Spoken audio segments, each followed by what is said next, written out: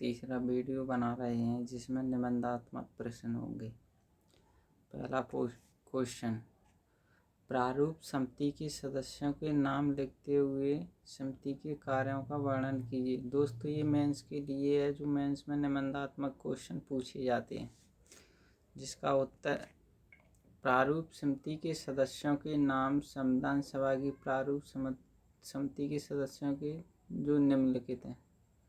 क्या क्या है? डॉक्टर भीमराव अंबेडकर, अल्लादी कृष्ण अय्यर, एम गोपाल स्वामी अयंगर, सैयद मोहम्मद सादुल्ला और डॉक्टर के.एम. मुंशी, जो एकमात्र कांग्रेसी सदस्य थे। और अगला छठवां टी.टी. कृष्णमाचारी, 7 एन. माधवराव। प्रारूप समिति के कार्य संविधान सभा द्वारा 9 अगस्त 1947 को एक संकल्प पारित करके प्रारूप समिति का गठन किया गया तथा इसके अध्यक्ष के रूप में भीमराव अंबेडकर को चुना गया। इस समिति का प्रमुख कार्य संविधान की परामर्श शाखा द्वारा तैयार किए गए संविधान का प्रशिक्षण, संविधान का प्रारूप तैयार करने और उसको समाविष्ट करके विचार विमर्श के लिए संविधान सभा के समक्ष प्रस्तुत करना था। इस प्रारूप समिति ने संविधान निर्माण में महत्वपूर्ण भूमिका का निर्वाह किया। इस समिति ने संविधान का प्रारूप तैयार कर 21 फरवरी 1948 को अपनी रिपोर्ट संविधान सभा के समक्ष प्रस्तुत की। यानी प्रारूप समिति ने अपनी रिपोर्ट 21 फरवरी 1948 को संविधान सभा के समक्ष प्रस्तुत की। संविधान सभा में इस रिपोर्ट पर 3 वाचन हुए, जो निम्नलिखित हैं। प्रथम वाचन 4 नवंबर 1948 को प्रारंभ हुआ, जो 9 नवंबर 1948 तक चला। यानी 4 नवंबर से 9 नवंबर 1948 तक चला। तो इसमें प्रारूप संविधान के प्रकाशन के बाद संविधान में संशोधन के लिए अनेक सुझाव प्राप्त हुए और विशिष्ट संस्करण प्रकाशित हुए। द्वितीय वाचन संविधान सभा का दूसरा वाचन 15 नवंबर 1948 को प्रारंभ हुआ, जो 17 अक्टूबर 1949 तक चला। इस समयावधि में 7653 संशोधन पेश किए गए, जिनसे 2473 को यानी 2473 को स्वीकार कर इस पर व्यापक विचार विमर्श भी किया गया। तृतीय वाचन संविधान सभा में संविधान का तीसरा वाचन 14 नवंबर 1949 को प्रारंभ हुआ, जो 26 नवंबर 1949 तक चला। संविधान सभा द्वारा 26 नवंबर 1949 को संविधान को पारित घोषित कर दिया गया। उस दिन 299 सदस्यों में से 284 सदस्य उपस्थित थे। संविधान निर्माण की प्रक्रिया में कुल 2 वर्ष 11 माह 18 दिन लगे, यानी 2 साल 11 महीना और 18 दिन लगे। संविधान सभा की कुल 11 अधिवेशन हुए। कितने अधिवेशन हुए? 11। संविधान के प्रारूप पर कुल 114 दिन बहस हुई। इनमें लगभग विश्व के 60 देशों के संविधानों का अवलोकन किया गया। मतलब विश्व के 60 देशों के संविधान लाया गया, उनसे जो भारत के संविधान का निर्माण किया गया, उसको आधार बनाकर। प्रारूप समिति द्वारा प्रस्तुत संविधान के प्रारूप पर विचार विमर्श के पश्चात प्रारूप समिति द्वारा जो प्रस्तुत किए गए थे दस्तावेज, संविधान के प्रारूप पर व्यापक विचार विमर्श हुआ, उन पर जो प्रारूप समिति के जो विचार विमर्श हुआ उन पर। उसके पश्चात यद्यपि संविधान को जब 26 नवंबर 1949 को संविधान सभा द्वारा पारित किया गया, 26 नवंबर 1949 को संविधान सभा द्वारा पारित किया गया, तब इनमें 365 अनुच्छेद थे, 8 अनुसूचियां थीं। लेकिन संविधान के कुल 15 अनुच्छेद कौन कौन से थे? 5वां, 6वां, 7वां, 8वां, 9वां, 60वां, 324वां, 366वां, 367वां, 372वां, 380, 388, 391 और 392 तथा 393 अनुच्छेदों को उसी दिन एवं 26 नवंबर 1949 को ही परिवर्तित कर दिया गया। संविधान के शेष भाग को 26 जनवरी 1950 को लागू किया गया, क्योंकि 26 जनवरी 1930 को भारतीय राष्ट्रीय कांग्रेस ने पूर्ण स्वतंत्रता की मांग की थी और प्रत्येक 26 जनवरी को स्वतंत्रता के पूर्व तक स्वतंत्रता दिवस के रूप में मनाया जाता है। संविधान सभा की अंतिम बैठक 24 जनवरी 1950 को हुई। ये याद रखना, अंतिम बैठक पूछी जाती है कि संविधान सभा की अंतिम बैठक कब हुई, तो ऑप्शन लगाना 24 जनवरी 1950। और उसी दिन संविधान सभा द्वारा डॉक्टर राजेंद्र प्रसाद को भारत का प्रथम राष्ट्रपति चुना गया, 24 जनवरी 1950 को। और दोस्तों बता दूं, 24 जनवरी 1950 को ही राष्ट्रीय गान को अपनाया गया और राष्ट्रीय गीत को भी। अगला क्वेश्चन पढ़ते हैं। भारतीय संविधान की प्रमुख विशेषताओं का उल्लेख, मतलब क्या क्या विशेषताएं हैं। तो इसमें पहली विशेषता, भारतीय संविधान की मुख्य विशेषताओं में से पहली है लोकप्रिय प्रभुसत्ता पर आधारित संविधान, यानी जनता द्वारा प्रतिनिधि चुना जाएगा। भारत का संविधान लोकप्रिय प्रभुसत्ता पर आधारित है, अर्थात यह भारतीय जनता द्वारा निर्मित, अधिनियमित और अंगीकृत है। जनता द्वारा इस संविधान द्वारा अंतिम शक्ति भारतीय जनता को प्रदान की गई है, यानी संविधान में सर्वोच्च किसको बनाया गया? जनता को। जनता ही प्रतिनिधि चुनेगी। जनता चाहे तो किसी को भी प्रधानमंत्री चुन सकती है, क्योंकि मतदान का अधिकार जनता के पास है, मतदान द्वारा ही ये चुने जाते हैं। इनकी प्रस्तावना सभा में स्पष्ट कहा गया है, हम भारत के लोग दृढ़ संकल्प होकर अपनी इस संविधान सभा में आज दिनांक 26 नवंबर 1949 को एतद द्वारा इस संविधान को अंगीकृत, अधिनियमित और आत्मसमर्पित करते हैं। दूसरा पॉइंट, दूसरा क्या है विशेषता, प्रमुख विशेषता क्या है दूसरी भारतीय संविधान की? विश्व का सबसे बड़ा संविधान। दूसरी विशेषता है कि हमारा संविधान विश्व का सबसे बड़ा संविधान है।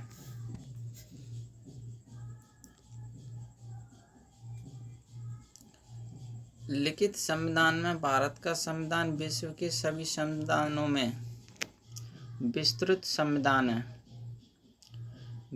मूल संविधान में 395 अनुच्छेद तथा 8 अनुसूचियां थीं और वर्तमान में संवैधानिक संशोधन के पश्चात इसमें 395 अनुच्छेद और 12 अनुसूचियां हैं, जबकि संयुक्त राज्य अमेरिका के संविधान में 7 और कनाडा के संविधान में 147 और ऑस्ट्रेलिया के संविधान में 128 और दक्षिण अफ्रीका के संविधान में 153 तथा स्विट्जरलैंड के संविधान में 195 अनुच्छेद हैं।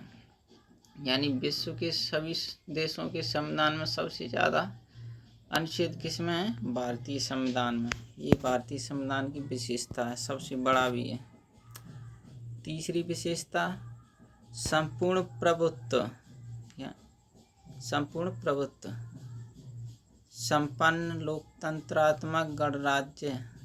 संविधान में यह स्पष्ट किया गया है कि भारत अपने आंतरिक और बाह्य मामलों में संपूर्ण रूप से स्वतंत्र है। इस अर्थ में यह संपूर्ण प्रभुत्व संपन्न है। देश की संप्रभुता जनता में निहित है। शासन जनता का है और जनता द्वारा जनता के लिए चलाया जाता है। यहाँ लोकतांत्रिक पद्धति को अपनाया गया है।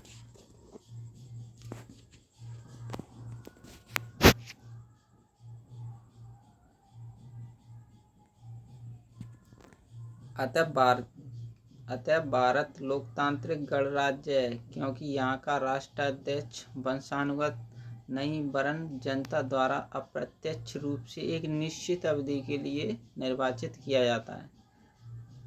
ठीक है, मतलब भारत का लोकतंत्र गणराज्य मतलब भारत एक लोकतांत्रिक गणराज्य है। यहाँ पे है ना राष्ट्राध्यक्ष प्रधानमंत्री जो है वंशानुगत नहीं पाए जाते, ऐसे राजा महाराजाओं में पाए जाते थे कि उनका पुत्री वहाँ का शासन करे। यहाँ का राष्ट्राध्यक्ष वंशानुगत नहीं है। ये जनता द्वारा अप्रत्यक्ष रूप से 5 साल के लिए, कोई 6 साल के लिए मतलब चुनी जाती हैं, निश्चित अवधि के लिए। ये नहीं है कि हमेशा के लिए।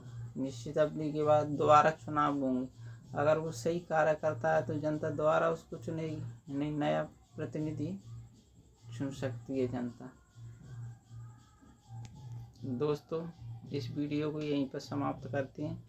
अगला वीडियो आपको बहुत जल्द मिल जाएगा।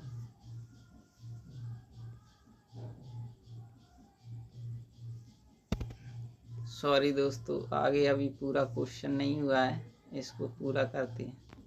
चौथी विशेषता निम्नलिखित एवं निर्मित संविधान। लिखित एवं निर्मित संविधान। चौथी विशेषता है ये लिखित संविधान एवं निर्मित संविधान है।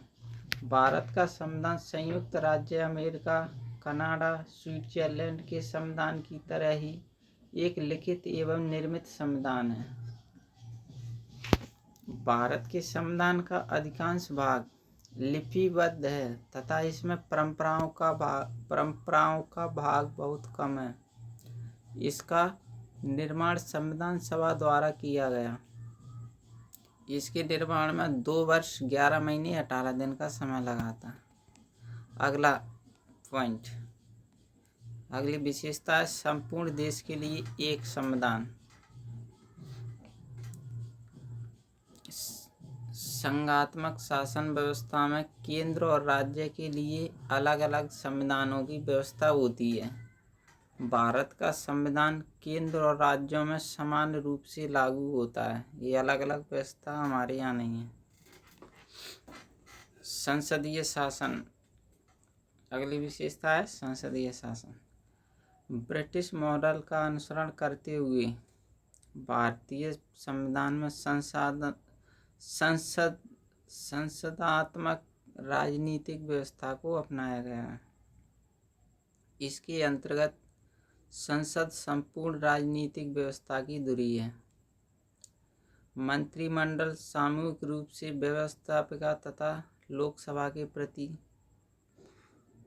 प्रत्यक्ष रूप से उत्तरदायी है और देश के राष्ट्राध्यक्ष एवं राष्ट्रपति का पद नाम मात्र की कार्यपालिका का प्रतीक है और वास्तविक शक्ति का प्रयोग मंत्रिमंडल द्वारा किया जाता है। मतलब वास्तविक शक्ति प्रधानमंत्री मंत्रिमंडल में होती है। प्रधानमंत्री हो उसकी मंत्रिमंडल, और राष्ट्रपति नाम मात्र का कार्यपालिका का प्रतीक होता है। जिस प्रकार भारत के राज्य में संसदीय शासन प्रणाली अपनाई गई है, भारत के राज्यों में जहाँ राज्यपाल राज्य का संवैधानिक प्रमुख होता है। मौलिक अधिकार तथा कर्तव्य, अगली विशेषता मौलिक अधिकार तथा कर्तव्य। भारत संविधान के भारतीय संविधान के भाग 3 में मूल अधिकारों की व्यवस्था की गई है। यानी भाग 3 में मूल अधिकार दिए गए हैं भारतीय संविधान।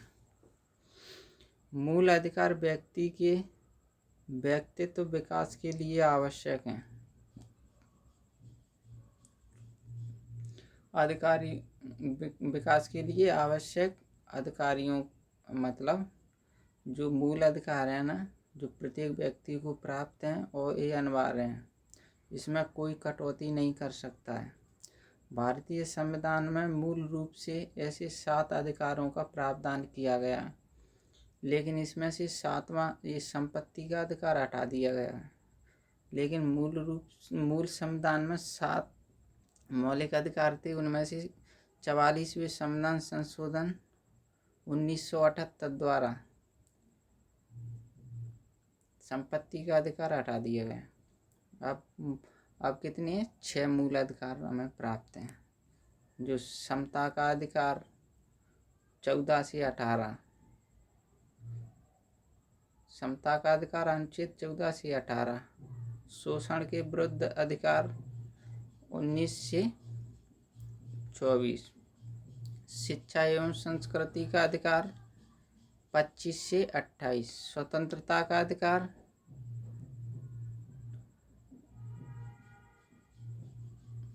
और संपत्ति का अधिकार जो समाप्त कर दिया है, धार्मिक स्वतंत्रता का अधिकार, संवैधानिक उपचारों का अधिकार, ये हमारे मौलिक अधिकार प्राप्त हैं। इसकी रक्षा सर्वोच्च न्यायालय करता है अगर कोई कटौती की जाए सरकार द्वारा तो। लेकिन बाद में 42वें संविधान संशोधन, सॉरी यार मैंने 44वां बोला था, 42वें संविधान संशोधन के द्वारा संपत्ति के अधिकार को मूल अधिकारों की सूची से हटा दिया गया है। इनमें से मतलब हटा दिया गया। अब शेष उक्त 6 मूल अधिकार संविधान द्वारा भारतीय नागरिकों को प्राप्त हैं। ये सभी अधिकार वाद योग्य हैं। इनका हनन होने पर नागरिक न्यायालय की शरण ले सकता है। ये अधिकार विधानमंडल और कार्यपालिका की शक्तियों को भी सीमित करते हैं। 42वें संविधान संशोधन 1976 द्वारा भारत के संविधान में नागरिकों के 10 मूल कर्तव्यों का समावेश किया गया है, जिसमें संविधान का पालन करना, भारत की संप्रभुता, संविधान संशोधन 2002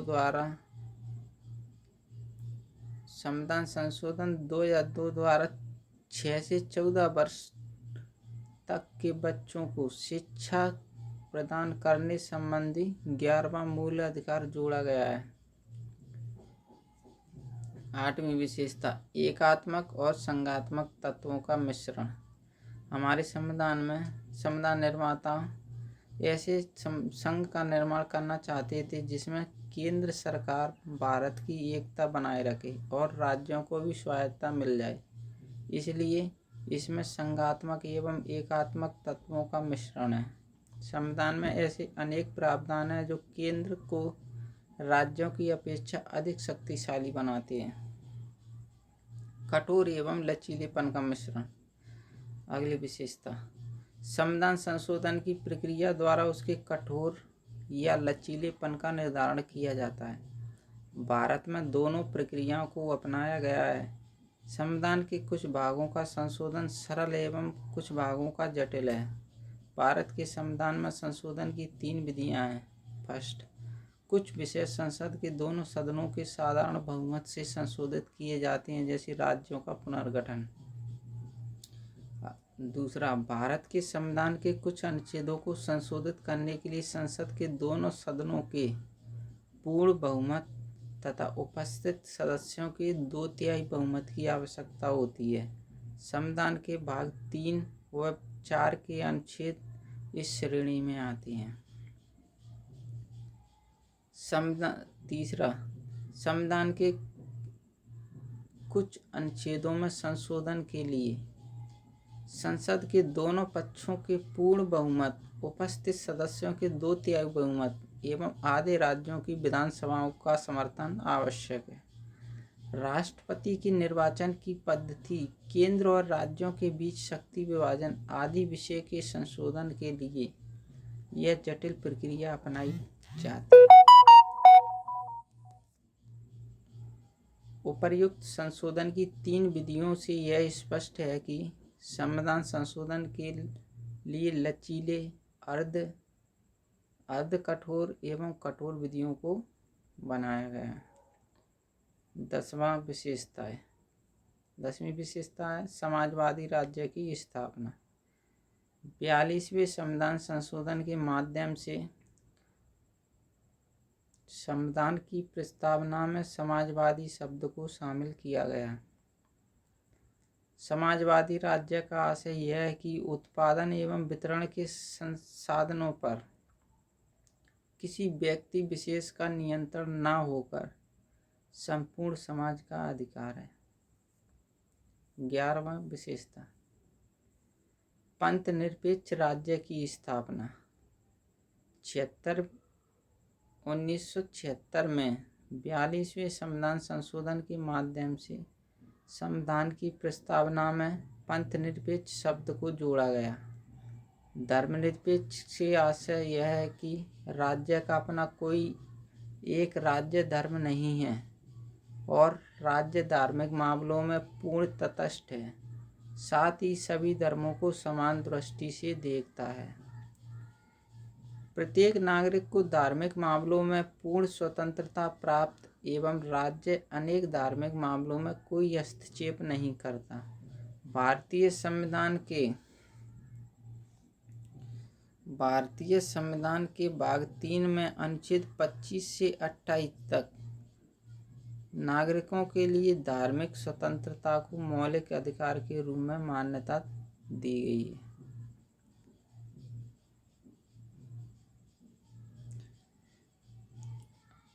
अगला, नीति निर्देशक सिद्धांतों की व्यवस्था। भारतीय संविधान में राज्य के नीति निर्देशक सिद्धांतों का उल्लेख किया गया है। इसमें संघीय एवं प्रांतीय सरकारों को आदेश दिया गया है कि उन्हें नागरिकों के आर्थिक, सामाजिक एवं सांस्कृतिक उन्नति के लिए क्या कार्य करने चाहिए। इन सिद्धांतों के माध्यम से राज्य के कल्याणकारी स्वरूप को प्राप्त करने का प्रयास किया गया है। 13वीं विशेषता, आपातकालीन व्यवस्था। संविधान में आपातकालीन स्थिति का सामना करने के लिए भारत के राष्ट्राध्यक्ष को कुछ संकटकालीन शक्तियां दी गई हैं, जिनका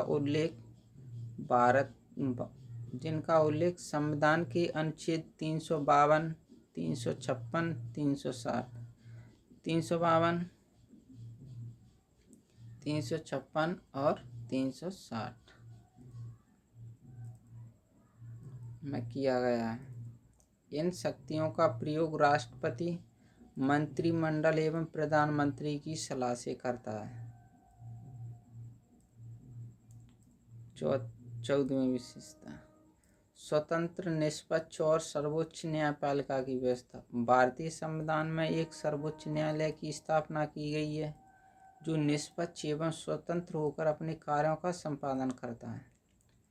यह भारत के संघ एवं राज्य सरकारों के विवादों को सुलझाता है। इसके साथ नागरिकों के मौलिक अधिकारों की सुरक्षा भी करता है। भारत में न्याय व्यवस्था का स्वरूप एक रहा है जिसमें सर्वोच्च शिखर पर सर्वोच्च न्यायालय स्थापित है।